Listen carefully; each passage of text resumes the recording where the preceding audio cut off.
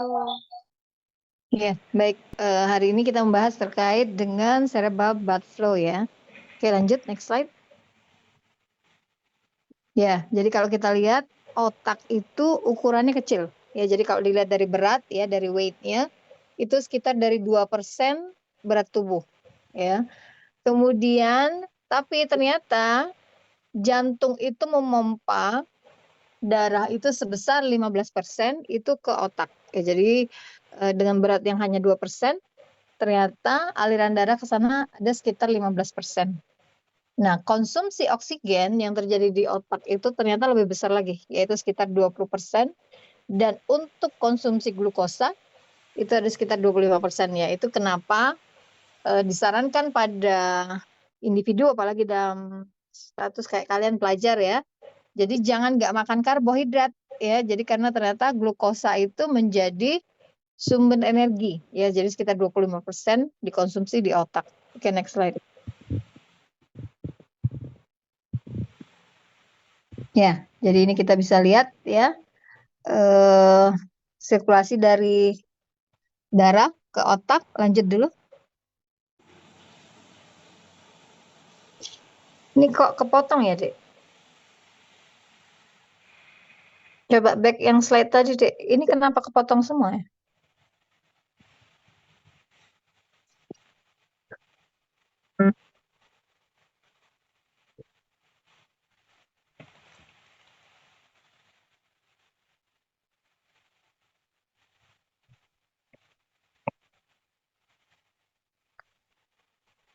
Coba slide yang berikutnya tadi. Nah ini loh, Dek. Saya nggak bisa baca ini. Ada yang salah atau bagaimana ini? Oke ya. Ya. Nah, jadi kita tahu tadi, kembali ke slide yang sebelumnya. Nah, jadi untuk cerebral sirkulasi itu dia ada dua pembuluh darah yang penting. Ya, jadi arteri karotid dan arteri vertebra. Ya, arteri karotid ini yang biasanya pada saat kalian lihat di TV-TV, ya pemeriksaan yang di daerah leher untuk mengetahui dia apakah masih ada sirkulasi atau tidak, atau ada aliran darah atau tidak, itu yang kita pegang biasanya arteri karotidnya.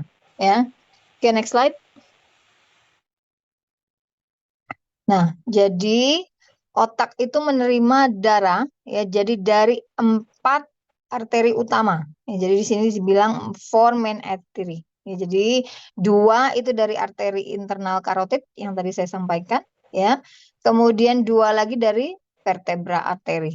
Jadi ada 4 arteri utama, 2 yang internal karotid, 2 yang vertebra. Kemudian, nah di sini ya dia yang bertanggung jawab penuh terhadap sirkulasi yang ada di cerebral ya, di otak ya. Nah, kalau kita lihat di sini ada istilahnya circle of Willis ya, circle of Willis. Ya, jadi itu sebenarnya merupakan gabungan dari arteri-arteri yang dekat ya, yang eh, percabangannya itu bergabung ya, disebut dengan circle of Willis ya. Jadi kenapa circle? Karena dia memang membentuk kayak semacam kumparan ya. Jadi istilahnya circle of Willis ya. Nah, kenapa dinamakan circle of Willis? Karena yang pertama kali menemukan adalah Thomas Willis ya. Oke, lanjut. Nah, jadi kalau kita lihat di sini arteri itu ya, tadi udah ada cabang 2 ya, jadi yang karotid sama yang vertebra. Vertebra ini kok tidak jelas ya. Vertebra arteri ini nanti dia akan bergabung ya. Jadi nanti dia akan membentuk arteri basiler ya. Nah, nanti basiler arteri ya bareng sama karotid tadi akan membentuk circle of Willis ya. Jadi kalau ada pertanyaan circle of Willis itu gabungan dari apa? Ya, jadi dia merupakan bagian dari arteri karotid tadi plus arteri yang basiler. Oke. Nah, ini kita bisa lihat ya. Oke, next slide. Nah, ini ya, jadi gambarnya ya. Jadi si arteri basiler tadi dia akan bergabung dengan arteri karotid yang internal ya. Nah, nanti dia akan membentuk sirkuler atau circle dari Willis ya. Kenapa tadi saya sudah sampaikan disampaikan istilahnya circle tadi karena dia bentuknya memang seperti kumparan ya. Dan dia akan nampak pada bagian bawah dari otak ya. Lanjut.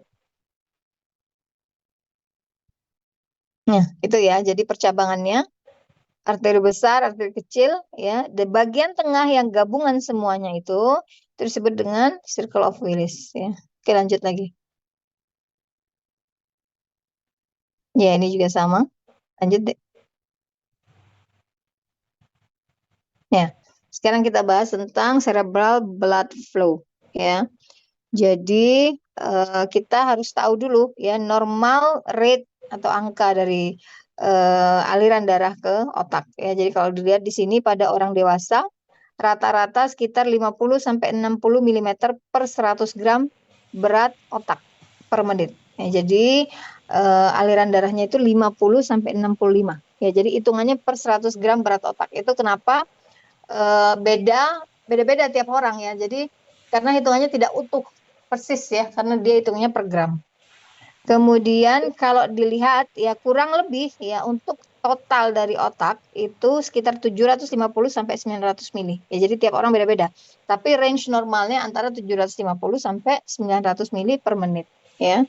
Nah, di sini disampaikan dengan total 750 sampai 900 mili ini merupakan sekitar 15% dari cardiac output yang tadi sudah saya sampaikan di gambar di awal ya. Oke, lanjut. Nah, ini kita lihat regulasinya ya.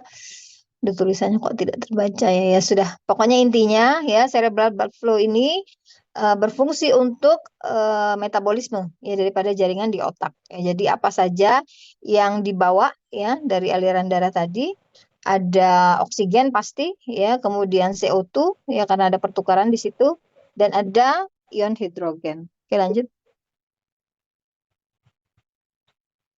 Ya.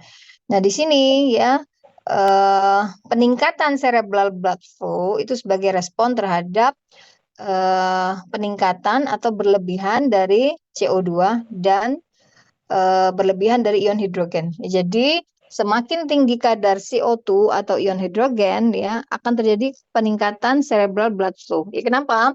Karena otak itu kan sebenarnya dibutuhkan kan konsumsi oksigen. Ya, jadi kalau dia yang tinggi CO2 dia akan beranggapan bahwa suplai darah ke sana kurang. Akhirnya apa? Jadi akhirnya dia meningkatkan aliran darahnya lebih banyak lagi. Ya, jadi dia lebih ekses lebih banyak lagi.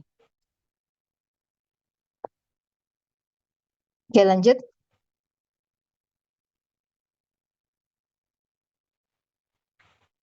Ya, jadi ini ya, jadi CO2 tadi ya. Jadi dia akan meningkatkan eh, peningkatan dari cerebral blood flow ya. Duh, ini tulisan kok saya nggak baca semua ini. Next saja deh.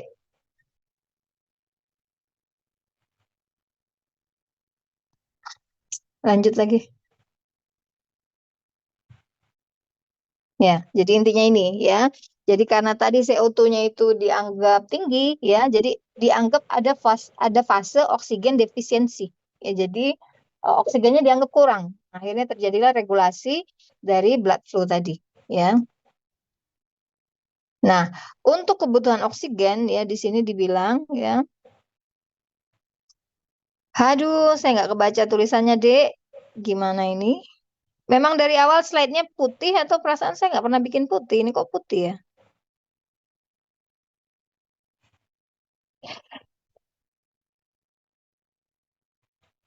Pendak ada yang respon. Di stop dulu, Dek. Nggak lanjut ini. Nggak bisa saya. Stop dulu.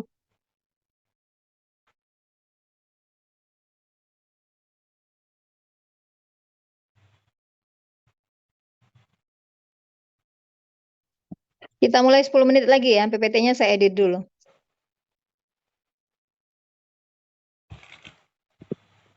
Oksigen itu di bawah ya.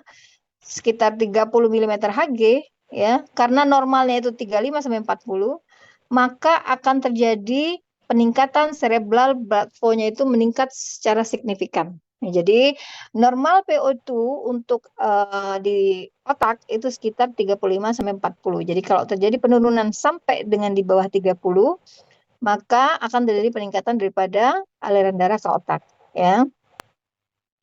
Nah, ini kalau kita lihat ya, apalagi terjadi jika PO2-nya itu sampai di bawah 20 mm. Ya, jadi tentu mekanismenya ini regulasi cerebral blood flow-nya itu akan lebih cepat lagi, ya. Jadi karena dia fungsinya untuk protect di tubuh, ya, jika terjadi shock hipovolemik atau penurunan volume darah, ya, atau volume cairan, ya, organ vital utama yang akan dipertahankan yaitu otak dan jantung. Ya, jadi karena itu merupakan organ vital, jadi dia pasti ke perifernya akan berkurang. Kenapa? Karena aliran darah yang ada itu akan dimaksimalkan ke organ yang vital, ya, karena otak kan harus selalu bekerja, begitu juga dengan jantung, ya, dan paru-paru. Jadi ke organ-organ vital ini oksigen akan dimaksimalkan, ya. Jadi distribusinya akan lari ke sana dulu, ya. Itu kenapa biasanya pada orang yang pingsan atau yang shock, ya, biasanya tangannya pucat, kakinya pucat, ya, bagian-bagian perifernya pucat. Kenapa? Karena semua aliran darah dimaksimalkan ke bagian vital, ya. Jadi termasuk otak tadi. Oke, lanjut.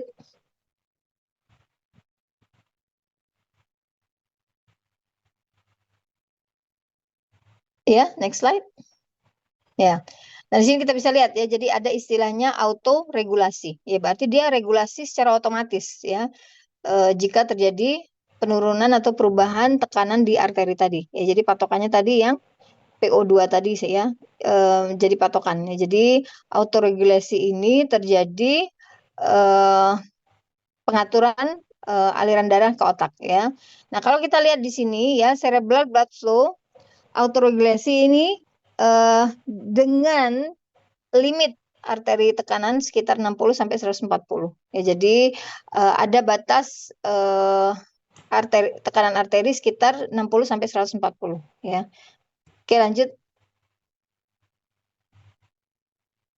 Nah, regulasi daripada aliran darah, ya, tentu pasti ada kaitannya dengan sistem persarafan. Ya, jadi ternyata sistem saraf yang mengontrol daripada aliran darah ini adalah suatu sistem nervus simpatik, ya. Nah, simpatis ini dia menginervasi dan melewati eh, bagian superior. Ya, jadi bagian cervical superior, ya. Jadi ini ganglianya di bagian leher, ya. Kemudian nanti terus dia bakal naik ke atas, ya.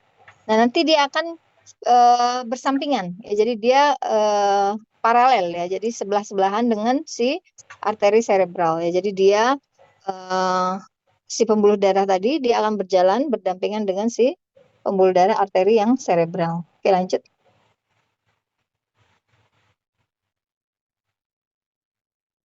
Ya.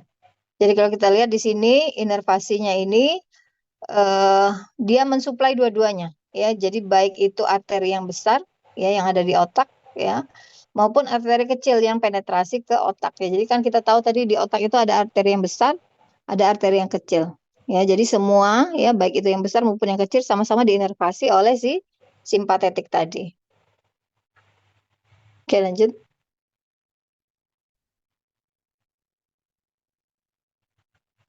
Nah, sympathetic nervous system ini tadi, ya, dia akan mengatur, ya, pembuluh darah tadi untuk mencegah supaya tidak terjadi peningkatan tekanan darah. Ya, jadi supaya tidak terjadi tekanan yang berlebihan di dalam otak, ya. Jadi ini tugasnya si nervous sympathetic tadi, ya. Nah, harapannya apa? Ya, harapannya nanti tidak terjadi stroke daripada cerebral karena kita tahu kalau tekanan darah terlalu tinggi bisa terjadi pecah pembuluh darah. Nah, ini dicegah dengan sympathetic nervous tadi. Oke, lanjut.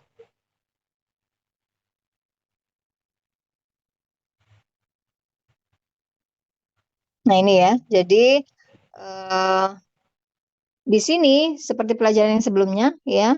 Jadi pembuluh darah itu termasuk bagian daripada otot polos, ya. Jadi dia merupakan bagian daripada otot polos.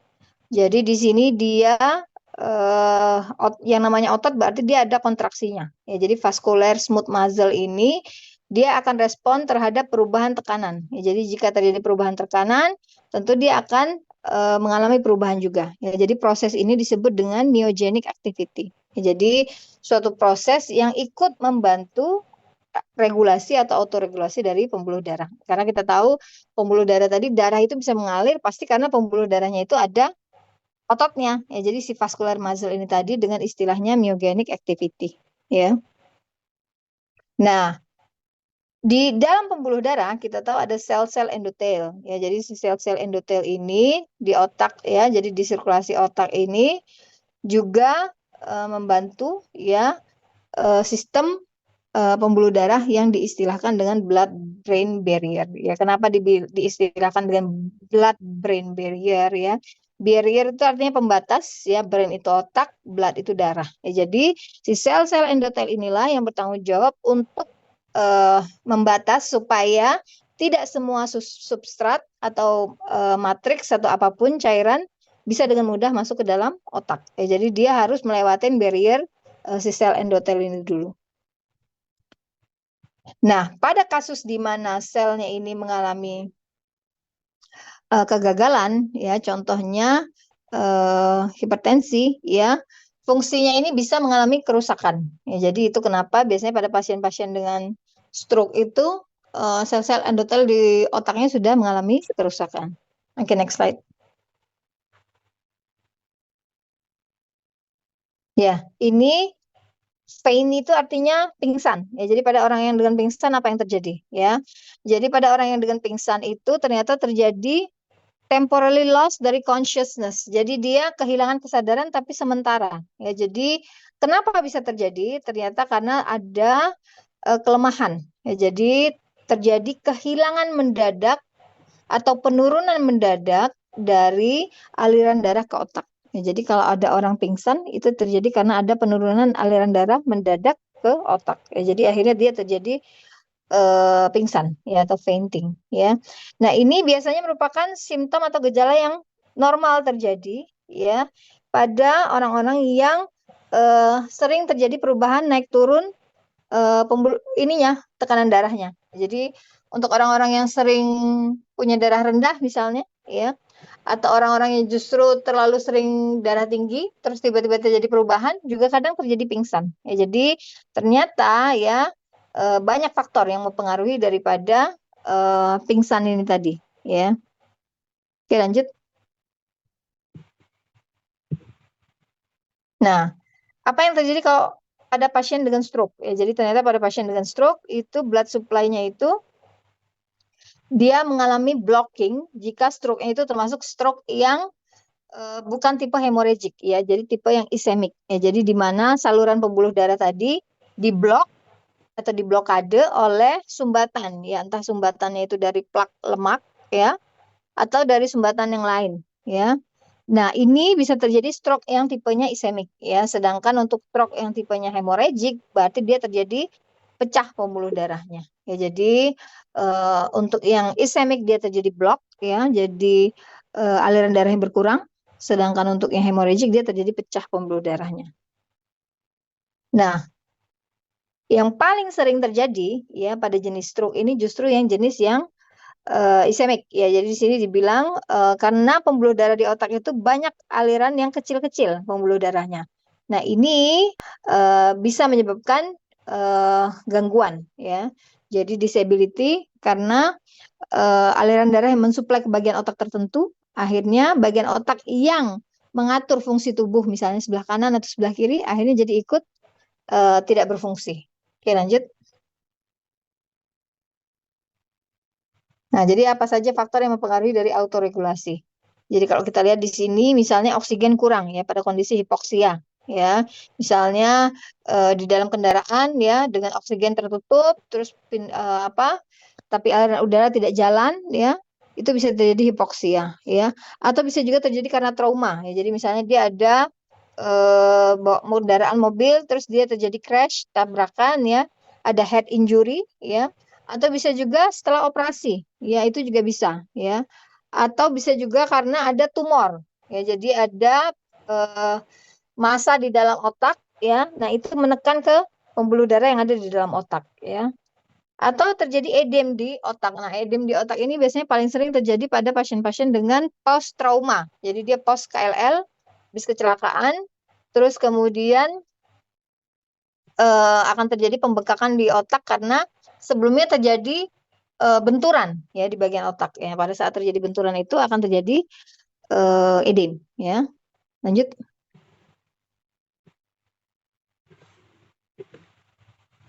Nah, ini tadi sudah ya. Jadi circle of Willis ya. Ini juga tadi sudah ya. Jadi normal blood flow-nya sekitar 50 sampai 65. Lanjut lagi, Dek. Ya.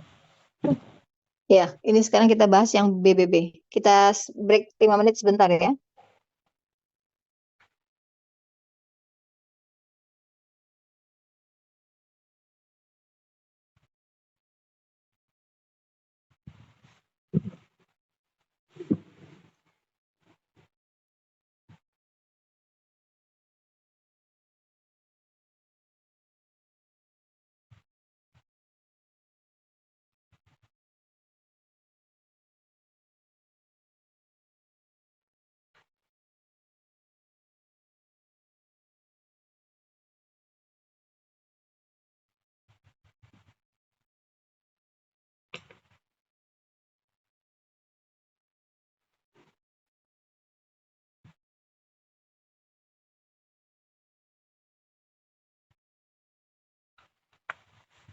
Dia bisa mengatur zat-zat yang aktif transport masuk melalui sel endotel tadi. Oke, lanjut. Nah, jadi kalau kita lihat di sini, jadi di sini ada keterlibatan CSF ya. Nah, di sini ada plexus choroid. Nah, kalau kita lihat di sini BBB bersifat permeable. Jadi dia hanya menerima zat-zat tertentu. Nah, kalau kita rekap ya, jadi dari mulai lapisan yang superficial ya sampai dengan lapisan yang bagian paling dalam, itu BBB itu ada terdiri dari 4 bagian. Jadi yang pertama itu dari yang superficial itu yang choroid ya. Di situ ada sel-sel ependimal ya. Di sini ada tight junctionnya. Jadi ada kayak semacam penghubungnya ya. Kemudian lapisan yang kedua itu ada yang namanya pia mater ya. Kemudian yang ketiga itu si sel endotel tadi yang sudah saya sebutkan ya. Jadi sel endotel dari kapiler. Kemudian bagian yang paling dalam ya itu adalah membran basalis ya. Nah, membran basalis dari si sel endotel tadi ya. Nah, kalau kita lihat ya BBB ini mengontrol semua pergerakan cairan yang ada di CSF ya. Jadi mulai dari air maupun zat-zat yang larut di dalamnya. Oke, lanjut. Nah, jadi BBB itu bisa dibilang suatu membran ya yang mengontrol pasas atau alur ya keluar masuk dari darah yang masuk ke sistem saraf pusat. Kemudian di sini ya barriernya ini berjalan dengan sistem difusi ya. Jadi ada zat-zat yang bisa influx ke dalam pembuluh darah pusat ya. Nah, kalau kita lihat di sini ada 3 elemen utamanya ya, tadi sel endotel jelas ya elemen yang paling penting. Kemudian ternyata di sini juga ada elemen sel astrosit dan ada yang namanya perisit. Ya, jadi ada 3 elemen sel penting pada si BBB tadi. Ya, jadi yang sel yang utama itu sel endotel, kemudian yang kedua astrosit, kemudian yang ketiga adalah perisit. Nah, yang hebatnya ya, yang terjadi adalah BBB ini dia ternyata mengatur zat-zat yang bisa masuk ke dalam otak. Tapi ternyata alkohol itu masih bisa masuk. Ya, jadi ternyata si alkohol tadi dia bisa melewati blood-brain barrier. Itu kenapa kalau orang-orang yang mengkonsumsi alkohol, dia pasti akan mengalami uh, penurunan kesadaran ya istilahnya ya, karena efek dari si alkohol tadi. Kenapa? Karena ternyata si zat alkohol tadi bisa masuk ke dalam otak. Ya. Jadi si BBB ini dia alkohol itu permeable. Oke, lanjut. Nah, ini kita lihat ya. Jadi kalau misalnya penampang pembuluh darah itu saya potong melintang ya, di situ jelas terlihat sel endotel ya, bagian paling dalam ya. Kemudian di situ ada astrositnya yang menempel ya. Kemudian di situ ada tight junction-nya. Jadi ada tadi ya penghubung ya.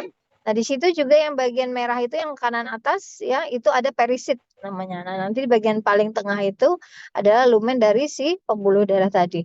Nah, ternyata ya dari tiga sel utama tadi ya, termasuk dari si sel endotel ya, alkohol itu bisa masuk ya. Jadi dia permeable ya. Jadi dia tidak pengaruh ya. Nah, kalau kita lihat di sini ya, jadi eh, kalau lihat dari gambar di bawah ya, jadi penampang sel endotel itu berjejer ya selnya. Kemudian nanti di bagian eh, antara sel-sel endotel itu ada yang tight junction ya. Jadi dia semacam penghubung ya.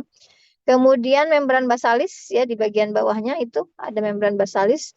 Nah, kalau kita lihat di situ di sisi sebelah luar ya, itu nanti ada monosit, limfosit, neutrofil ya, dan juga ada sisi yang sel sarafnya ya. Jadi ada sisi yang sel astrosit dan mikroglia. Ya, jadi kalau kita lihat penampangnya bagian atas itu membahas tentang sel pembuluh darahnya ya, sedangkan yang bagian bawah itu yang abu-abu itu dia membahas tentang brainnya.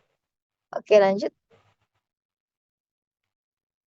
Nah, itu jadi kalau kita lihat sama ya dengan penampang yang tadi saya sampaikan ya. Jadi dia ada kapilernya ya. Jadi ada sel endotel, ada kapilernya ya. Di situ sama ya, ada astrositnya ya. Kemudian ada tight junctionnya. Oke, lanjut. Nah, ini kita lihat ya. Jadi si tight junction ini yang menghubungkan antara salah satu endotel dengan sel endotel yang lain. Nah, nanti aliran pembuluh darah itu ada di tengah ya.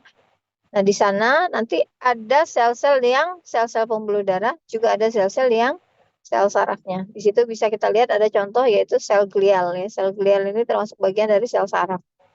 Oke, lanjut.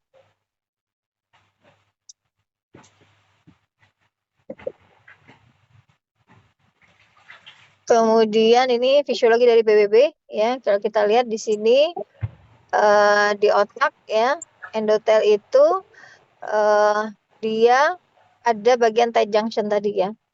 Nah, kalau kita lihat di sini ya, jadi oksigen, CO2 ya, kemudian zat-zat termasuk hormon ya, di sini dia BBB ini memblok tapi si oksigen tidak. Ya, jadi dia bisa masuk ya. Jadi BBB ini memblok semua molekul ya, kecuali yang melewati membran dengan sistem yang lipid soluble ya. Jadi dia ikatan yang berikatan dengan lemak ya, contohnya oksigen ya. Jadi oksigen itu bisa mudah dengan masuk ke dalam BBB karena dia terikat dengan lemak ya. Kemudian juga dengan gas CO ya, kemudian etanol ya, etanol tadi termasuk alkohol ya. Kemudian juga hormon-hormon yang berkaitan dengan steroid ya. Jadi kalau kita lihat di sini pengaturan hormon steroid juga ternyata bisa masuk ya. Lanjut.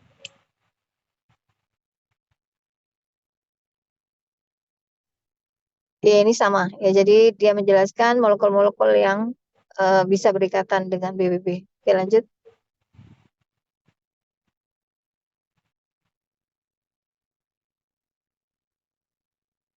Ya, ini fungsinya ya. Jadi jelas ya, fungsi BBB itu karena dia bersifat permeable ya. Jadi dia mencegah zat-zat asing untuk masuk ke dalam sistem saraf pusat ya. Nah, di sini kita bisa lihat ya, ternyata dia juga berfungsi untuk mensuplai nutrisi ya, karena dia membawa oksigen tadi, dia membawa glukosa ya. Dia juga membawa zat-zat semacam asam amino ya.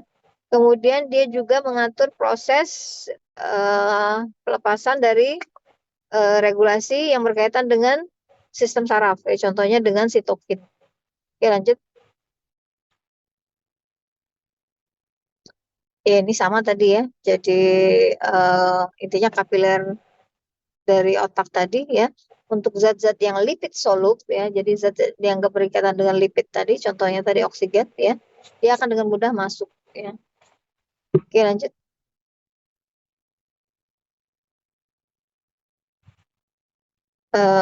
Ini enggak usah, next aja deh. Ini juga sama tadi udah saya jelaskan, lanjut. Nah, ini yang kaitannya dengan tight junction ya. Jadi tadi di antara sel-sel endotel itu ada tight junction namanya ya. Jadi eh, jika terjadi peningkatan dari gangguan dari otak ya, terjadi peningkatan tekanan ya, mengakibatkan peningkatan dari BBB ya. Jadi blood brain barrier itu dia ada permeabilitasnya. Nah, apa yang terjadi jika dia meningkat ya? Itu bisa jadi disebabkan oleh apa? Ya, jadi ternyata hal ini bisa disebabkan oleh kondisi patologis ya. Contohnya pada pasien-pasien dengan Alzheimer ya. Jadi pasien-pasien dengan Alzheimer ternyata dia mengalami gangguan dari BBB ya. Jadi permeabilitasnya meningkat ya. Selain itu juga pada pasien-pasien dengan multiple sclerosis. Jadi pasien-pasien dengan gangguan persarafan itu ternyata menyebabkan juga gangguan dari sistem barrier dari otaknya. Yaitu kenapa biasanya pasien-pasien dengan gangguan syaraf itu dia lebih ringkih ya. Jadi biasanya juga jarang yang berumur panjang ya. Kenapa? Karena dia barrier pertahanannya juga mengalami kerusakan. Ya, jadi atau contohnya yang lain adalah kondisi patologis misalnya stroke tadi ya. Jadi stroke termasuk juga dengan trauma brain injury. Jadi misalnya dia ada kecelakaan ya, ada injury atau apa kerusakan pada otaknya pecah misalnya. Nah, ini juga tentu BBB-nya bermasalah. Oke, lanjut. Nah, ini tadi ya. Jadi sama ya. Jadi di sel endotel itu antara sel endotel satu dengan yang lain dia ada tight junction. Nah, di situ eh, ternyata ya. Jadi selain dengan proses tadi ya, lipid soluble tadi, dia juga mengalami proses pasif transport. Ya, jadi zat-zat itu bisa masuk dengan proses transport yang pasif. Oke, lanjut. Nah, ini ya kalau kita lihat ya. Jadi eh, plexus ya dari blood brain barrier tadi ya di sini ada sel epitelnya. Kemudian dia sebentar deh.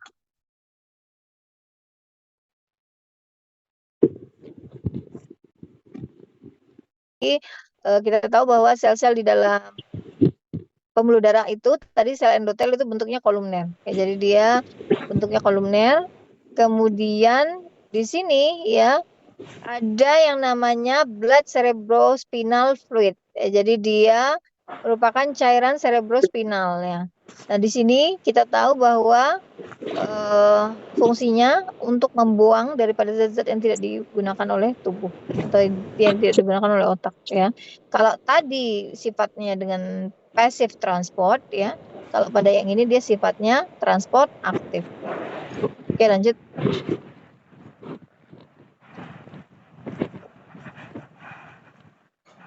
Ya, jadi kalau ditanya BBB itu sifatnya apakah dia eh, berfungsi untuk selektif? Ya, dia sifatnya bersifat selektif ya.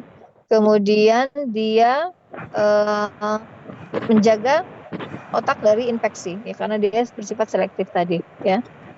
Nah, sebagai antibodi ya itu ternyata ya ukurannya besar. Ya, jadi antibodi dalam tubuh itu ternyata ukurannya besar. Ya, jadi tidak semua antibodi itu bisa melewati BBB. Ya, jadi itu kenapa jika terjadi infeksi di dalam otak itu pasti akan susah sekali diobati. Karena apa? Karena pertahanan tubuh kita ini selnya itu besar. Ya, jadi dia tidak bisa lewat blood brain barrier. Jadi kalau ada infeksi di dalam otak itu kenapa biasanya sulit ditangani. Ya, jadi misalnya contohnya meningitis ya atau gangguan-gangguan otak yang lain biasanya susah diobati. Karena apa? Karena antibodi di dalam tubuh tidak bisa melewati atau karena ukuran antibodinya itu terlalu besar, jadi dia tidak bisa melewati blood brain barrier tadi. Oke, lanjut. Nah, jadi apa saja yang bisa merusak pertahanan daripada BBB ya? Yang pertama ya hipertensi. Ya, jadi pembuluh darah itu akan mengalami gangguan ya. Jadi pada terjadinya peningkatan yang disebabkan oleh hipertensi. Kemudian yang kedua adalah perkembangan. Ya, jadi pada bayi-bayi yang prematur misalnya ya. Jadi BBB ini belum terbentuk dengan sempurna misalnya. ya. Terus bisa juga terjadi gangguan karena ada hiperosmolaritas. Misalnya tiba-tiba terjadi peningkatan tekanan atau konsentrasi di dalam otak, ya. Atau misalnya terpapar dengan microwave, ini maksudnya radiasi, ya. Jadi radiasi, sinar radiasi, ya, bentuknya apapun itu bisa juga mengganggu dari blood-brain barrier, ya. Kemudian nah ini radiasi khusus dipisah. Radiasi yang dimaksud ini adalah sinar, ya. Sedangkan microwave di sini yang dimaksud adalah radiasi yang berupa suara, ya. Jadi jenis radiasinya lebih detail ke gelombang frekuensi yang suara. Kalau radiasi yang di bawah itu lebih ke berupa sinar, misalnya sinar X, ya. Kemudian yang ini yang penting adalah infeksi. Jadi ternyata infeksi itu juga bisa mengganggu dari si blood-brain barrier, ya. Nah, yang paling sering terjadi adalah justru yang poin paling bawah, ya. Jadi terjadinya trauma, ya, terutama pada orang-orang dengan kendaraan yang misalnya contoh bawa motor nggak menggunakan helm, ya. Jadi gampang sekali terjadi trauma, ya. Pada saat sudah terjadi trauma bisa terjadi inflamasi tentunya, ya. Nah, ini tentu akan merusak dan membuka dari sistem blood-brain barrier-nya. Oke, lanjut. Ya, sekarang kita bahas tentang kembali ke yang tadi slide sebelumnya, ya. Jadi kita membahas tentang materi yang ketiga, yang spinal fluid, ya. Lanjut. Nah, kita harus tahu bahwa cairan di spinal ini, ya, ternyata dia melingkupi, ya, otak maupun korda spinalis, ya. Jadi ternyata cairan spinal ini tidak hanya ada di korda spinalis, ya, tapi dia juga melingkupi bagian otak, ya. Jadi dia akan melewati bagian subarachnoid, ya. Di sini dia letaknya di antara arachnoid dan pia mater. Fungsinya apa? Dia untuk mengontrol zat-zat kimia, ya. Jadi dia juga suplai nutrien, ya. Dan dia juga berfungsi untuk membuang zat-zat sisa. Jadi selain itu dia juga berfungsi untuk proteksi, ya, secara fisik, ya. Jadi karena dia dianggap semacam bantalan karena ada cairannya. Sama seperti bayi, ya, di dalam tubuh ibu di rahim, ya, karena ada cairan amnion, ya. Jadi jika terjadi goncangan, ya, dia aman. Kenapa? Karena ada pelindungnya di cairan amnionnya. Jadi otak juga sama. Jadi ada physical support protection-nya ini dari si CSF tadi. Oke, lanjut. Nah, kalau kita lihat di sini, ya, CSF ini dia ada mekanisme formasinya, ya. Jadi dia mekanisme pembentukannya, ya, baik itu pembentukan maupun absorpsinya. Nah, kalau kita lihat di sini, ya, mekanisme ekskresi atau pengeluarannya di sini harus sama, ya, antara yang masuk dan yang keluar, ya. Jadi dia CSF itu selalu dikondisikan dengan volumenya konstan, ya. Kenapa? Karena kalau volume cairan di otak itu meningkat, yaitu yang terjadi pada pasien-pasien dengan hidrosefalus, ya. Kalian sering lihat mungkin di TV, ya, bayi kepalanya besar, ya, cairannya banyak. Nah, itu karena terjadi produksi volume cairannya yang berlebih. Nah, ini pada orang normal harusnya tidak terjadi, ya. Jadi antara zat yang dikeluarkan dengan zat yang diproduksi itu harus konstan, ya. Jadi cerebral fluid ini nanti jika ada produksi berarti ada yang diekspresi, ya. Nah, ekskresinya keluarnya lewat apa, ya? Jadi ternyata dia ada fase absorpsi, ya, dan ini terjadi di dalam villi arachnoid, ya. Nah, nanti dia akan melewati masuk, ya, ke dalam dura, nanti dia akan ujung-ujungnya masuk ke dalam vena, ya. Dan nanti dia balik lagi dia akan masuk ke pembuluh darah, ya. Jadi intinya jika ada zat yang diproduksi, dia nanti akan ada zat yang diekspresi, dan itu harus balance, ya.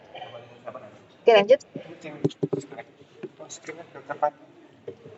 Nah, ini kita lihat, ya, CSF itu dia tanpa warna, ya. Jadi dia colorless, ya. Jadi dia tanpa warna, benar-benar jernih, ya. Kemudian dia sifatnya seperti plasma, ya. Jadi plasma darah itu sifatnya, CSF ini fungsinya sifatnya seperti plasma. ya, dia uh, berada di otak tapi tidak berwarna. Ya. Nah, di sini CSF ini dia melalui suatu sistem masuk ke dalam otak tadi ya. Tadi sudah saya sampaikan dia ada di bagian subarachnoid space ya. Jadi dan dia juga ada bagian di spinal cord-nya. Nah, kalau kita lihat di sini sebagian besar dari CSF itu disekresikan ya melalui plexus choroid. Ya, jadi sekresi daripada CSF ini melalui plexus choroid ya yang lokasinya ada di bagian lateral atau bagian samping dari ventricle 3 dan 4. Ya, jadi dia lokasinya di bagian ventricle 3 dan 4 ya. Nah, sebanyak apa sekresi daripada CSF ini ya? Kurang lebih sekitar 150 sampai 270. Oke, lanjut.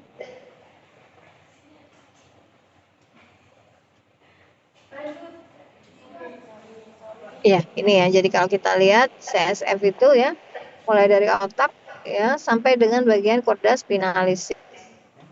Ya, jadi dia sampai ke bawah itu isinya cairan semua. Ya, jadi kalau kalian pernah lihat mungkin dokter anestesi ya melakukan pengambilan cairan cerebrospinal misalnya ya karena untuk pemeriksaan apakah terjadi infeksi atau tidak ya pada otak misalnya.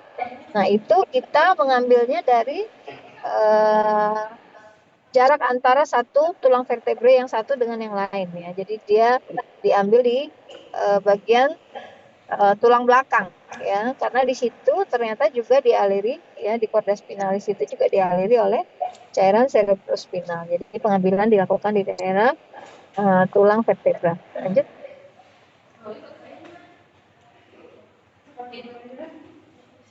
Nah, kita bisa lihat di sini fungsi utamanya adalah sebagai bantalan daripada otak dan medula spinalis ya, korda spinalis ya. Nah, di sini dia uh, fungsi proteksi imunologinya bekerja. Ya, jadi dia di situ juga banyak zat-zat yang penting ya untuk pertahanan ya. Nah, di sini juga ternyata dia ada neuromodulator dan neurotransmitter. Oke, lanjut. Nah, jika dilakukan pengambilan sampel daripada cerebrospinal fluid ya, itu biasanya dilakukan di daerah tulang belakang ya. Jadi kalau kita lihat di situ ini kompetensinya bukan dokter umum ya, Dek, tapi kompetensinya masuk ke dokter anestesi. Jadi kita skip saja, lanjut.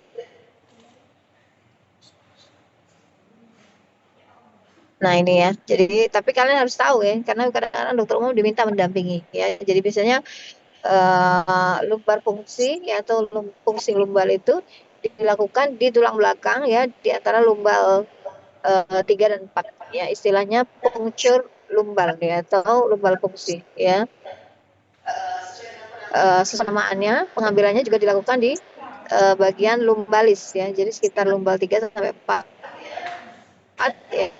Nah, di sini sudah pasti ya karena itu langsung berhubungan dengan cerebrospinal fluid ya yang nanti bahkan beredar di korda spinalis dan bagian otak ya. Jadi dia harus menggunakan teknik yang aseptik ya. Jadi nah ini biasanya digunakan untuk mengambil sampel untuk tahu adanya pemeriksaan misalnya infeksi ya. Lanjut deh.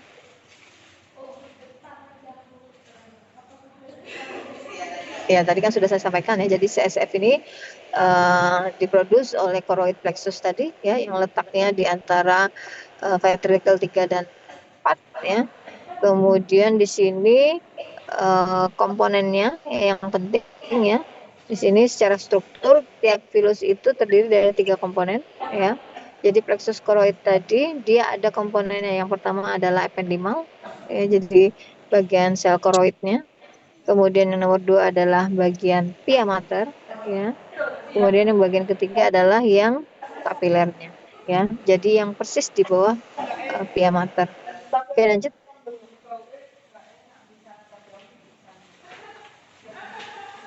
Nah, ini di sini sebentar, Dek.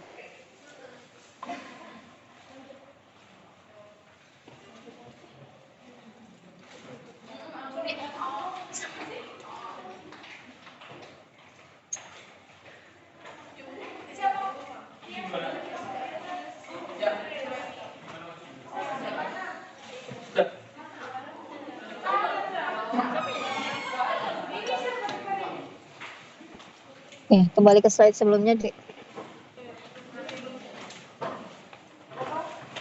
Iya, jadi di sini banyak zat kimia ya yang ada di CSF ya, dan itu yang secara normal memang ada di sana. Ya, jadi kalau kita lihat di sini plexus choroid ini ternyata juga mendapatkan nutrisi ya, jadi dari arteri, namanya arteri choroid yang bagian anterior ya. Nah, kemudian dia juga ada bagian belakang ya, juga dipersarafi oleh juga disuplai darahnya oleh arteri tapi yang bagian cerebral. Jadi ada arteri karotid internal dan arteri cerebral yang bagian posterior. Oke, lanjut. Nah, ini kita lihat ya. Jadi biasanya kapan kita lakukan pemeriksaan cerebral fluid ini? Yang pertama yaitu jika kita curigai adanya infeksi, ya. Kemudian yang kedua, jika kita curigai adanya penyakit dengan gangguan mielinisasi, ya. Yang ketiga, adanya terjadi malignansi atau kita curiga adanya keganasan, tumor misalnya, atau kanker ya. Kemudian jika kita curiga adanya perdarahan, misalnya pasien sebelumnya terjadi trauma, kecelakaan ya, tapi pada saat pemeriksaan foto ronsen tidak nampak ya. Nah, jika kita curigai adanya perdarahan ya, bisa kita lakukan pengambilan di cerebral fluid tadi ya. Nah, kapan justru tidak boleh dilakukan pemeriksaan ini ya? Jadi kontraindikasinya jika terjadi banyak perdarahan itu tidak boleh ya. Kemudian jika terjadi peningkatan tekanan intrakranial ya, jadi misalnya karena dia habis pos kecelakaan langsung ya terjadi edem ya, ada peningkatan tekanan intrakranial di otak ya, itu justru tidak boleh ya. Atau pada saat kita melakukan pemeriksaan tadi kan kita lakukan daerah lumbal 3 dan 4 ya. Ternyata pada daerah situ terjadi infeksi ya, infeksi kulit misalnya ya, jadi dia ada psoriasis misalnya atau ada kondisi lanjut. Nah, ini jadi biasanya yang kita lihat pada pemeriksaan cerebral fluid itu apa saja ya, yang pertama itu dia pasti warnanya harusnya bening ya. Nah, kita cek ya bening atau tidak ya. Nah, kemudian dia seharusnya tidak ada darah, jadi dia harusnya free of blood ya. Kemudian dia kalau kita lihat di sini ya, dia juga tidak ada bekuan ya, jadi dia benar-benar bening ya. Jadi jika ketemu salah satu dari itu ya, contohnya misalnya dia ada cloudy ya, jadi dia seperti berkabut ya, kemudian dia ada warna ya pink misalnya, mungkin siapa tahu ada darah ya. Nah, ini kita curigai dia ada gangguan mikroorganisme. Jadi biasanya kita lakukan pemeriksaan atau kita langsung uh, rawat inap ya. Jadi biasanya pada kondisi-kondisi khusus ya. Oke, lanjut. Nah, ini ya, jadi pemeriksaan selain yang tadi ya, jadi ada pemeriksaan khusus juga ya. Misalnya kita pengen tahu kadar glukosa, protein atau laktatnya. Nah, tapi ini ya jarang sekali dilakukan ya. Lebih sering itu pada kasus-kasus yang infeksi. Oke, lanjut.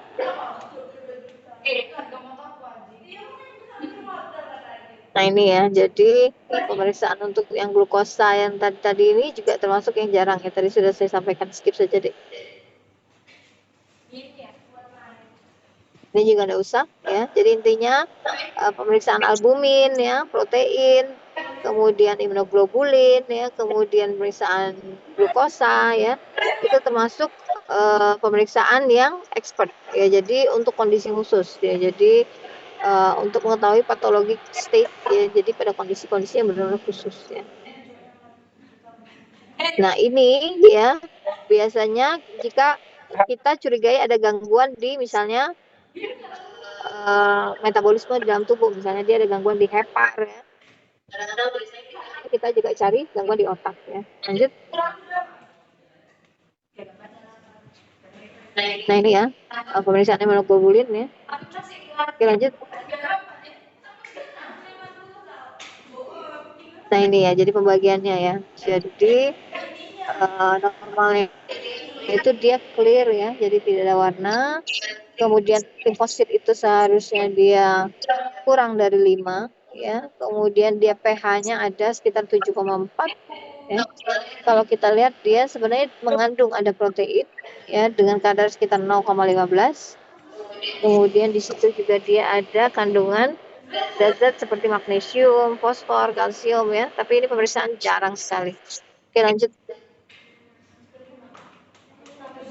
Nah, jadi pada kondisi jika kita curiga dia ada infeksi ya, tabel ini bisa membantu ya. Kira-kira infeksinya masuk ke infeksi jenis yang apa? Ya, apakah infeksi virus ya, viral meningitis misalnya, ataukah termasuk jenis yang bakteri, bakterial meningitis, atau dia termasuk yang TB ya, tuberkulosis meningitis ya.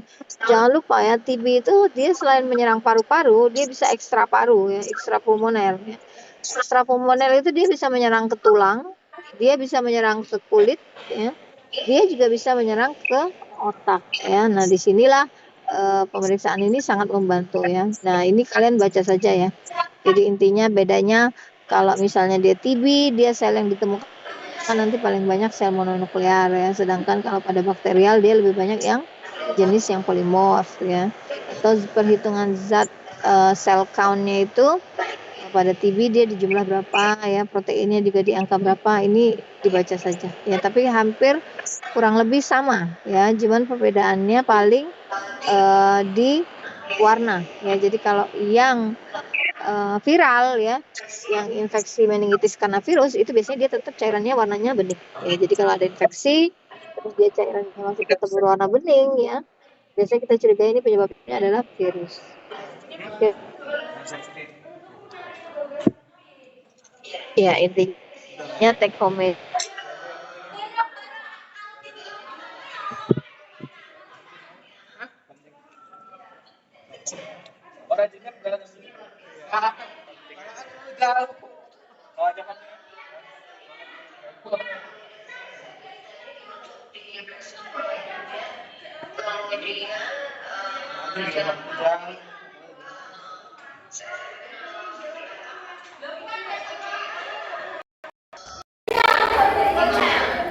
Keluar anjir.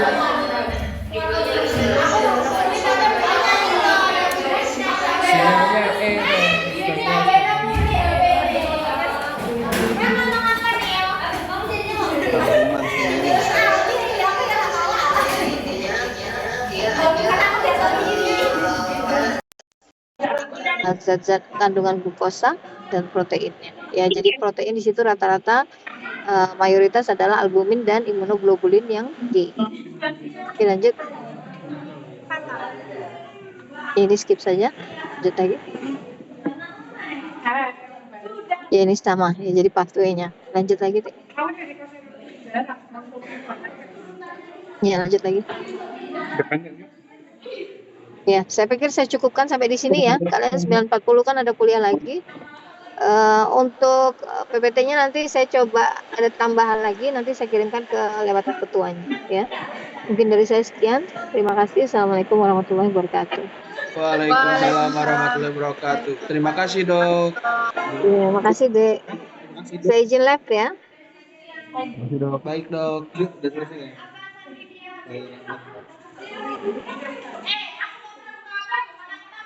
Terima kasih, Dok.